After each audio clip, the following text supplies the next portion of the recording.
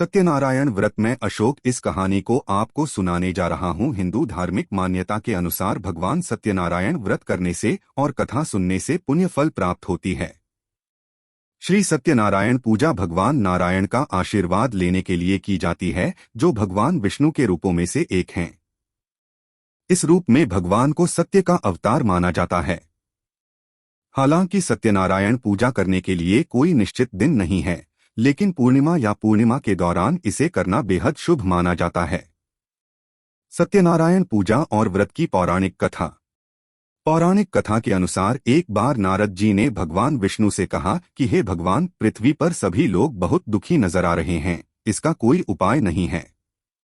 इस पर भगवान विष्णु ने कहा कि सत्यनारायण का व्रत करने से सबके कष्ट दूर हो जाते हैं। उन्होंने कहा कि जो भी सत्य को ईश्वर समझकर उसकी पूजा करेगा, उसके सारे पाप कट जाएंगे और उसे शुभ फल की प्राप्ति होगी। संबंधित अन्य नाम सत्यनारायण पूजा, पूर्णिमा व्रत, श्री नारायण पूजा। शुरुआत तिथि पूर्णिमा। कारण भगवान विष्णु। उत्सव विधि घर में प्रार्थना, भजन कीर्तन। सत्यनारायण पूजा और व्रत का महत्व। सत्यनारायण पूजा और व्रत का महत्व। वैदिक ज्योतिष के अनुसार सत्यनारायण व्रत रखने से भगवान विष्णु को स्वास्थ्य, समृद्धि, धन और वैभव की प्राप्ति होती है।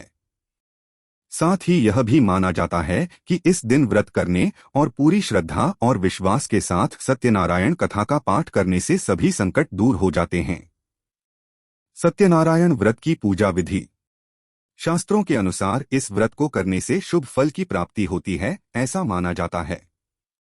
पूजा सुबह के साथ साथ शाम को भी की जा सकती है और शाम को सत्यनारायण पूजा करना अधिक उपयुक्त माना जाता है। इस दिन सुबह जल्दी उठकर जल में गंगाजल मिलाकर स्नान करना चाहिए। इसके बाद सत्यनारायण की मूर्ति को स्थापित करें और उसके चारों ओर केले के पत्ते बांध दें। पंचामृतम, दूध, शहद, घी, मक्खन, दही और चीनी का मिश्रण का उपयोग देवता को साफ करने के लिए किया जाता है, आमतौर पर शालिग्राम, जो महाविष्णु का दिव्य पत्थर है। चौकी पर जल से भरा कलश रखें और देसी घी का दीपक जलाएं। अब सत्यनारायण की पूजा और कथा करें। भुने हुए आटे में शक्कर मिलाकर भगवान को अर्पित करें। प्रसाद में तुलसी जरूर डालें। पूजा के बाद प्रसाद बांटें। पूजा एक आरती के साथ समाप्त होती है, जिसमें भगवान की छवि या देवता के चारों ओर कपूर से जलाई गई एक छोटी सी आग की परिक्रमा होती है। आरती के बाद व्रतियों को पंचामृत और प्रसाद ग्रहण करना होता है। व्रती पंचामृत से व्रत तोड़ने के बाद प्रसाद ग्रहण कर सकते हैं। श्री सत्यनारायण कथा। प्रथम अध्याय में अशोक इस कहानी को आपको सुनाने जा रहा हूँ। एक समय की बात है, नैशिरण्य तीर्थ में शौनिकादि 88,000 ऋषियों ने श्री सूत जी से पूछा, हे प्रभु, इस कलयुग में वेद विद्या रहित मनुष्यों को प्रभु भक्ति किस प्रकार मिल सकती है तथा उनका उद्धार कैसे होगा? हे मुनि श्रेष्ठ, कोई ऐसा तप बताइए जिससे थोड़े समय में ही पुण्य मिले और मनवांछित फल भी मिल जाए। इस प्रकार की कथा सुनने की हम इच्छा रखते हैं। सर्वशास्त्रों के ज्ञाता सूत जी बोले, हे वैष्णवों में पूज्य, आप सभी ने प्राणियों के हित की बात पूछी है, इसलिए मैं एक ऐसे श्रेष्ठ व्रत को आप लोगों को बताऊंगा जिसे नारद जी ने लक्ष्मी नारायण जी से पूछा था और लक्ष्मीपति ने मुनिश्रेष्ठ नारद जी से कहा था।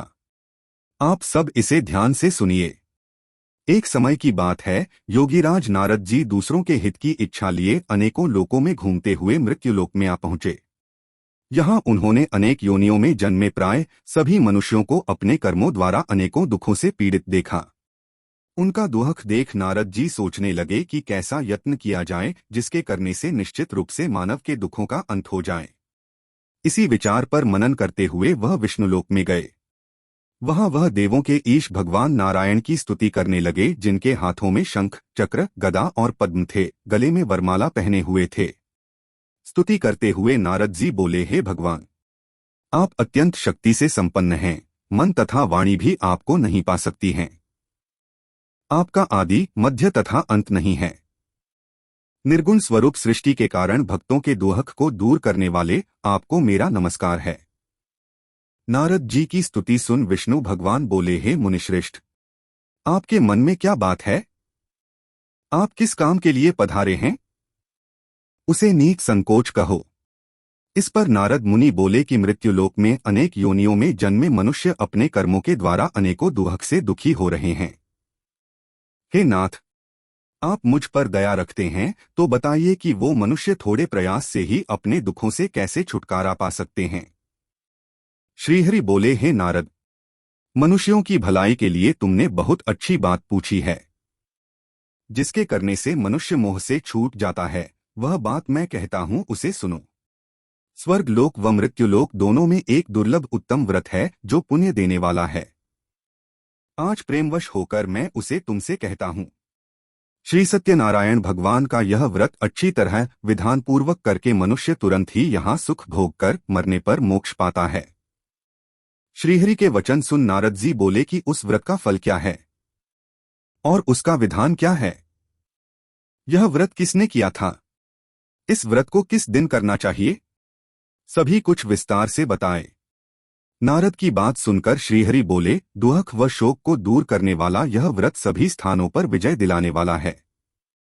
मानव को भक्ति व श्रद्धा के साथ शाम को श्री सत्यनारायण की पूजा धर्म परायण होकर ब्राह्मणों व बंधुओं के साथ करनी चाहिए। भक्ति भाव से ही नैवेद्य, केले का फल, घी, दूध और गेहूं का आटा सवाया लें। गेहूं के स्थान पर साठी का आटा, शक्कर तथा गुड़ लेकर वह सभी भक्षण योग्य पदार्थों को मिलाकर भगवान का भोग लगाएं। ब्राह्मणों सहित बंधु बांधवों को भी भोजन कराएं, उसके बाद स्वयं भोजन करें। भजन कीर्तन के साथ भगवान की भक्ति में लीन हो जाएं। इस तरह से सत्यनारायण भगवान का यह व्रत करने पर मनुष्य की सारी इच्छाएं निश्चित रूप से पूरी होती हैं। इस कलिकाल अर्थात कलियुग में मृत्युलोक में मोक्ष का यही एक सरल उपाय बताया गया है।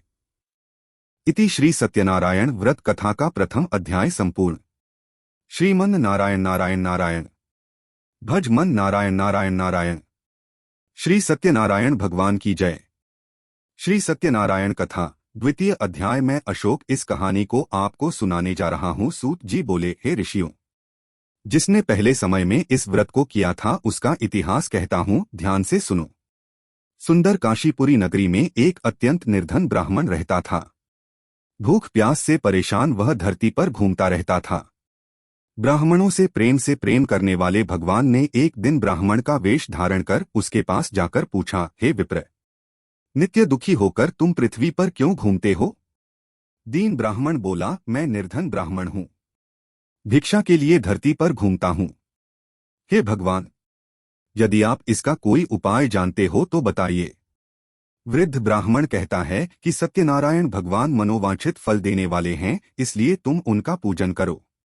इसे करने से मनुष्य सभी दुखों से मुक्त हो जाता है। वृद्ध ब्राह्मण बनकर आए सत्यनारायण भगवान उस निर्धन ब्राह्मण को व्रत का सारा विधान बताकर अंतर्धान हो गए। ब्राह्मण मन ही मन सोचने लगा कि जिस व्रत को वृद्ध ब्राह्मण करने को कह गया है, मैं उसे जरूर करूंगा। यह निश्चय करने के बाद उसे रात में नींद नहीं आई। वह सवेरे उठकर सत्यनारायण भगवान के व्रत का निश्चय कर भिक्षा के लिए चला गया। उस दिन निर्धन ब्राह्मण को भिक्षा में बहुत धन मिला, जिससे उसने बंधु बांधवों के साथ मिलकर श्री सत्यनारायण भगवान का व्रत संपन्न किया। भगवान सत्यनारायण का व्रत संपन्न करने के बाद वह निर्धन ब्राह्मण सभी दुखों से छूट गया और अनेक प्रकार की संपत्तियों से युक्त हो गया। उसी समय से यह ब्राह्मण हर माह इस व्रत को करने लगा। इस तरह से सत्यनारायण भगवान के व्रत को जो मनुष्य करेगा वह सभी प्रकार के पापों से छूटकर मोक्ष को प्राप्त होगा। जो मनुष्य इस व्रत को करेगा वह भी सभी दुखों से मुक्त हो जाएगा। सूत जी बोले कि इस तरह से नारद जी से नारायण जी का कहा हुआ श्री सत्यनारायण व्रत को मैंने तुमसे कहा। हे विप्रो, मैं अब और क्या कहूँ? ऋषि बोले, हे मुनिवर, संसार में उस विप्र से सुनकर और किस किस ने इस व्रत को किया, हम सब इस बात को सुनना चाहते हैं। इसके लिए हमारे मन में श्रद्धा का भाव है। सूत जी बोले, हे मुनियों, जिसने इस व्रत को किया है वह सब सुनो। एक समय वही विप्र धन व ऐश्वर्य के अनुसार अपने बंधु बांधवों के साथ इस व्रत को करने को तैयार हुआ। उसी समय एक लकड़ी बेचने वाला बूढ़ा आदमी आया और लकड़ियां बाहर रखकर अंदर ब्राह्मण के घर में गया। प्यास से दुखी वह लकड़हारा उनको व्रत करते देख विप्र को नमस्कार कर पूछने लगा कि आप यह क्या कर रहे हैं तथा इसे करने से क्या फल मिलेगा, कृपया मुझे भी बताएं। ब्राह्मण ने कहा कि सब मनोकामनाओं को पूरा करने वाला यह सत्यनारायण भगवान का व्रत है। इनकी कृपा से ही मेरे घर में धन धान्य आदि की वृद्धि हुई है। विप्र से सत्यनारायण व्रत के बारे में जानकर लकड़हारा बहुत प्रसन्न हुआ। चरणामृत लेकर व प्रसाद खाने के बाद वह अपने घर गया। लकड़हारे ने अपने मन में संकल्प किया कि आज लकड़ी बेचने से जो धन मिलेगा उसी से श्री सत्यनारायण भगवान का उत्तम व्रत करूंगा। मन में इस विचार को ले बूढ़ा आदमी सिर पर लकड़ियां रख उस नगर में बेचने गया जहां धनी लोग ज्यादा रहते थे। उस नगर में उसे अपनी लकड़ियों का दाम पहले से 4 गुना अधिक मिलता है। बूढ़ा प्रसन्नता के साथ दाम लेकर केले, शक्कर, घी, दूध, दही और गेहूं का आटा ले और सत्यनारायण भगवान के व्रत की अन्य सामग्रियां लेकर अपने घर गया। वहां उसने अपने बंधु बांधवों को बुलाकर विधि विधान से सत्यनारायण भगवान का पूजन और व्रत किया। इस व्रत के प्रभाव से वह बूढ़ा लकड़हारा धन पुत्र आदि से युक्त होकर संसार के समस्त सुख भोग अंतकाल में बैकुंठ धाम चला गया। इति श्री सत्यनारायण व्रत कथा का 2वां अध्याय संपूर्ण। श्रीमन नारायण नारायण नारायण, भज मन नारायण नारायण नारायण। श्री सत्यनारायण भगवान की जय। श्री सत्यनारायण कथा 3 अध्याय में अशोक इस कहानी को आपको सुनाने जा रहा हूँ। सूत जी बोले, हे श्रेष्ठ मुनियों, अब आगे की कथा कहता हूँ। पहले समय में उल्कामुख नाम का एक बुद्धिमान राजा था।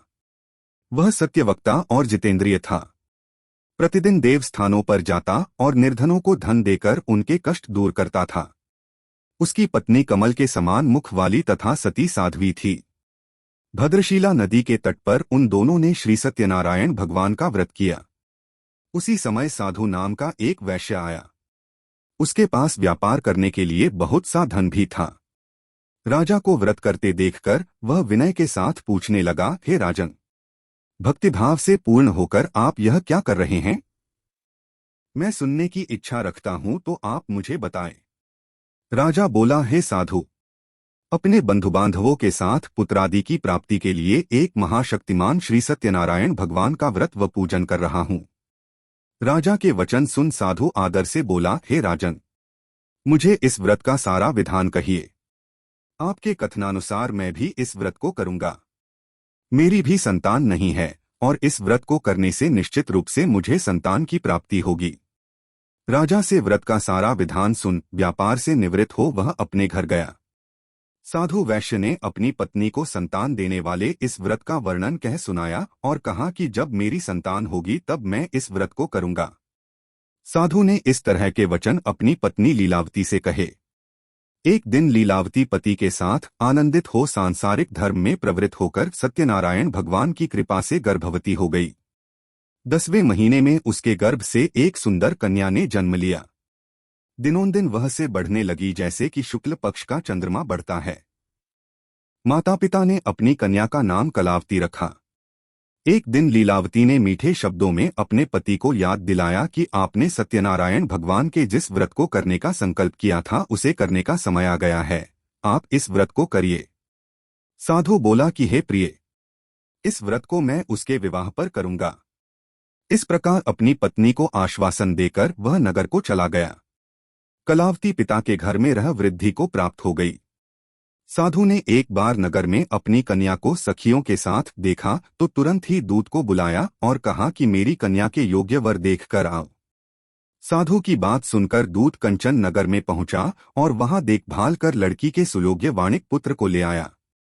सुयोग्य लड़के को देख साधु ने बंधु बांधवों को बुलाकर अपनी पुत्री का विवाह कर दिया। लेकिन दुर्भाग्य की बात ये कि साधु ने अभी भी श्री सत्यनारायण भगवान का व्रत नहीं किया। इस पर श्री भगवान क्रोधित हो गए और श्राप दिया कि साधु को अत्यधिक दुख मिले। अपने कार्य में कुशल साधु बनिया जमाई को लेकर समुद्र के पास स्थित होकर रत्नासारपुर नगर में गया। वहां जाकर दामाद ससुर दोनों मिलकर चंद्रकेतु राजा के नगर में व्यापार करने लगे। एक दिन भगवान सत्यनारायण की माया से एक चोर राजा का धन चुराकर भाग रहा था। उसने राजा के सिपाहियों को अपना पीछा करते देख चुराया हुआ धन वहां रख दिया जहां साधु अपने जमाई के साथ ठहरा हुआ था। राजा के सिपाहियों ने साधु वैश्य के पास राजा का धन पड़ा देखा तो वह ससुर जमाई दोनों को बांधकर प्रसन्नता से राजा के पास ले गए और कहा कि उन दोनों चोरों हम पकड़ लाए हैं, आप आगे की कार्यवाही की आज्ञा दें। राजा की आज्ञा से उन दोनों को कठिन कारावास में डाल दिया गया और उनका सारा धन भी उनसे छीन लिया गया। श्री सत्यनारायण भगवान से श्राप से साधु की पत्नी भी बहुत दुखी हुई। घर में जो धन रखा था उसे चोर चुरा ले गए। शारीरिक तथा मानसिक पीड़ा व भूख प्यास से अति दुखी हो अन्न की चिंता में कलावती के ब्राह्मण के घर गई। वहां उसने श्री सत्यनारायण भगवान का व्रत होते देखा, फिर कथा भी सुनी। वह प्रसाद ग्रहण कर वह रात को घर वापस आई। माता के कलावती से पूछा कि हे पुत्री, अब तक तुम कहाँ थी? तेरे मन में क्या है? कलावती ने अपनी माता से कहा, हे माता, मैंने एक ब्राह्मण के घर में श्री सत्यनारायण भगवान का व्रत देखा है। कन्या के वचन सुन लीलावती भगवान के पूजन की तैयारी करने लगी। लीलावती ने परिवार व बंधुओं सहित सत्यनारायण भगवान का पूजन किया और उनसे वर मांगा कि मेरे पति तथा जमाई शीघ्र घर आ जाएं। साथ ही यह भी प्रार्थना की कि हम सबका अपराध क्षमा करें। श्री सत्यनारायण भगवान इस व्रत से संतुष्ट हो गए और राजा चंद्रकेतु को सपने में दर्शन दे कहा कि हे राजन, तुम उन दोनों वैश्यों को छोड़ दो और तुमने उनका जो धन लिया है उसे वापस कर दो। अगर सा नहीं किया तो मैं तुम्हारा धन, राज्य व संतान सभी को नष्ट कर दूंगा। राजा को यह सब कहकर वह अंतर्धान हो गए।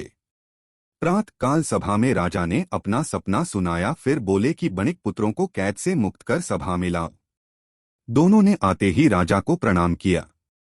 राजा मीठी वाणी में बोला, हे महानुभावों, भाग्यवश सा कठिन दुख तुम्हें प्राप्त हुआ है, लेकिन अब तुम्हें कोई भय नहीं है। सा कह राजा ने उन दोनों को नए वस्त्राभूषण भी पहनाए और जितना धन उनका लिया था उससे दुगुना धन वापस कर दिया। दोनों वैश्य अपने घर को चल दिए। इति श्री सत्यनारायण व्रत कथा का 3 अध्याय संपूर्ण। श्रीमन नारायण नारायण नारायण, भज मन नारायण नारायण नारायण। श्री सत्यनारायण भगवान की जय। श्री सत्यनारायण कथा 4 अध्याय में अशोक इस कहानी को आपको सुनाने जा रहा हूँ। सूत जी बोले, वैश्य ने मंगलाचार कर अपनी यात्रा आरंभ की और अपने नगर की ओर चल दिए। उनके थोड़ी दूर जाने पर एक दंडी वेशधारी श्री सत्यनारायण ने उनसे पूछा, हे साधु, तेरी नाव में क्या है? अभिवाणी वणिक हंसता हुआ बोला, हे दंडी, आप क्यों पूछते हो? क्या धन लेने की इच्छा है? मेरी नाव में तो बेल व पत्ते भरे हुए हैं। वैश्य के कठोर वचन सुन भगवान बोले, तुम्हारा वचन सत्य हो। दंडी से वचन कह वहां से दूर चले गए। कुछ दूर जाकर समुद्र के किनारे बैठ गए।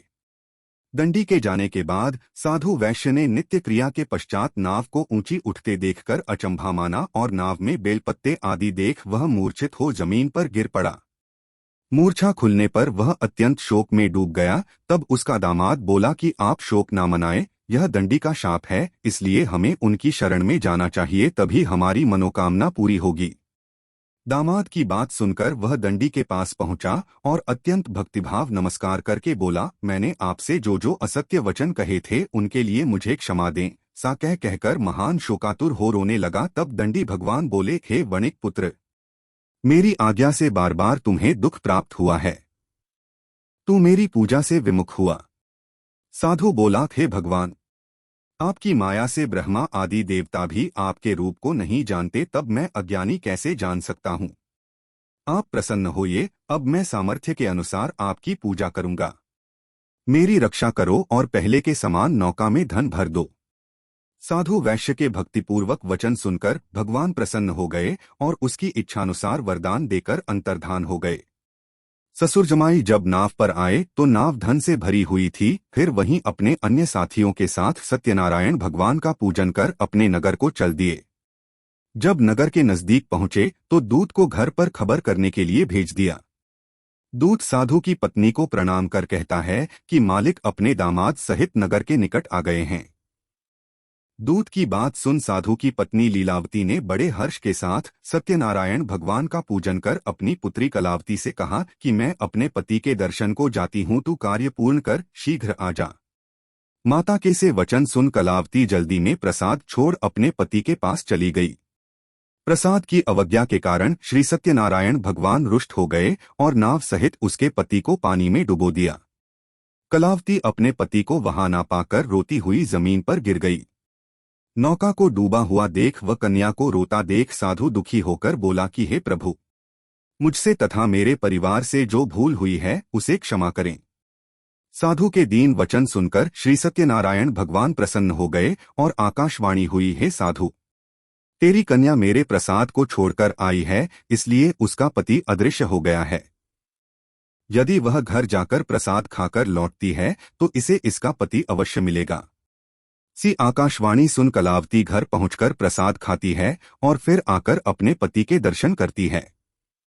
उसके बाद साधु अपने बंधु बांधवों सहित श्री सत्यनारायण भगवान का विधि विधान से पूजन करता है। इस लोक का सुख भोग वह अंत में स्वर्ग जाता है। इति श्री सत्यनारायण व्रत कथा का चतुर्थ अध्याय संपूर्ण। श्रीमन नारायण नारायण नारायण, भज मन नारायण नारायण नारायण। श्री सत्यनारायण भगवान की जय। श्री सत्यनारायण कथा पंचम अध्याय में अशोक इस कहानी को आपको सुनाने जा रहा हूँ। सूत जी बोले, हे ऋषियों, मैं और भी एक कथा सुनाता हूँ, उसे भी ध्यानपूर्वक सुनो। प्रजापालन में लीन तुंगध्वज नाम का एक राजा था। उसने भी भगवान का प्रसाद त्याग कर बहुत ही दुख सहन किया। एक बार वन में जाकर वन्य पशुओं को मारकर वह बड़ के पेड़ के नीचे आया। वहां उसने ग्वालों को भक्तिभाव से अपने बंधुओं सहित सत्यनारायण भगवान का पूजन करते देखा। अभिमानवश राजा ने उन्हें देखकर भी पूजा स्थान में नहीं गया और न ही उसने भगवान को नमस्कार किया। ग्वालों ने राजा को प्रसाद दिया, लेकिन उसने वह प्रसाद नहीं खाया और प्रसाद को वहीं छोड़ वह अपने नगर को चला गया। जब वह नगर में पहुंचा तो वहां सब कुछ तहस-नहस हुआ पाया तो वह शीघ्र ही समझ गया कि यह सब भगवान ने ही किया है। वह दोबारा ग्वालों के पास पहुंचा और विधि पूर्वक पूजा करके प्रसाद खाया तो श्री सत्यनारायण भगवान की कृपा से सब कुछ पहले जैसा हो गया। दीर्घकाल तक सुख भोगने के बाद मरणोपरांत उसे स्वर्गलोक की प्राप्ति हुई। जो मनुष्य परम दुर्लभ इस व्रत को करेगा तो भगवान सत्यनारायण की अनुकंपा से उसे धनधान्य की प्राप्ति होगी। निर्धन धनी हो जाता है और भयमुक्त हो जीवन जीता है। संतानहीन मनुष्य को संतान सुख मिलता है और सारे मनोरथ पूर्ण होने पर मानव अंतकाल में बैकुंठ धाम को जाता है। सूत जी बोले, जिन्होंने पहले इस व्रत को किया है अब उनके दूसरे जन्म की कथा कहता हूँ।